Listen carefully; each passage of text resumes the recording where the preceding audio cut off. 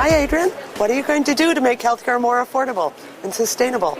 Thanks so much. Well, as you know, as you may know, I was NDP critic for health for 4.5 years, and we put forward lots of ideas to make the healthcare system more efficient so that we can use resources in underserved areas.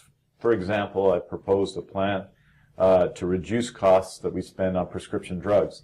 This is the fastest growing part of the healthcare system. Over 20 years, it's increased cost per capita have increased by 385%, according to the Canadian Institute for Health Information. So here's what I say. We give more support to the Therapeutics Initiative, which has both saved money and saved lives by providing evidence-based information about prescription drugs in the province.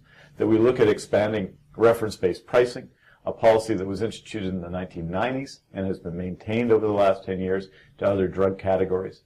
That we look to get Ontario's deal on generic drugs, which will reduce the cost of generic drugs, not just in the public healthcare system, but for individuals as well.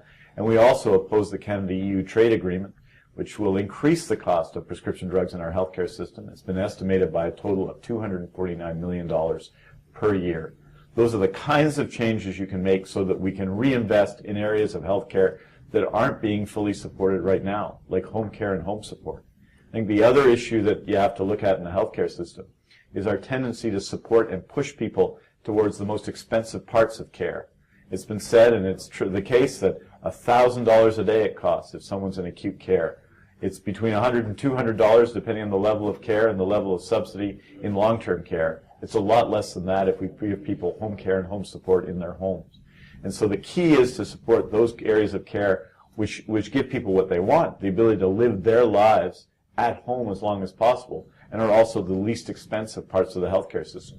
We've sometimes taken from primary care and home care and given to more expensive forms of care. We've got to reverse that situation if we want to address and sustain a public healthcare system that meets the needs of its citizens.